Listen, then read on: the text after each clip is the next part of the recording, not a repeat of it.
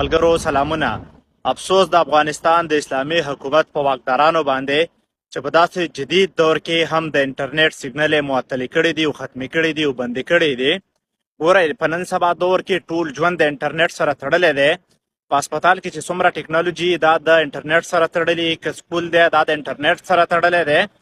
داسې ملکونه چې چلیږي دا په انټرنیټ باندې ډیر چلیږي. د خلکو آنلاین کاروبارونه یې هغه هم ورسره بند شوي دي.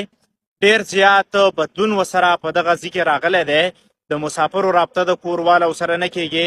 خدای ته وګورئ، زیاتی مه کوئ، دغه انټرنیټ سیګنل یې کولاو کوئ. او زما سوچ دا دی چې تاسو امریکې ته د بګرام ایربیس د اخیستو زمینې جوړوئ او هغوی ته لاره جوړوئ، یا تاسو داسې څه کول غواړئ چې عوام ته خبر نشي، نو خدای ته وګورئ چې دغه د انټرنیټ سیګنل دوباره بحال کړئ او دغه چې تاسو کوم بندیز لګولی دی دا ختم کړئ. د ځان نه ظالمان مه جوړوئ چې تر څو په تاسو باندې او ستاسو په حکومت باندې خلک لعنت ونه وایي.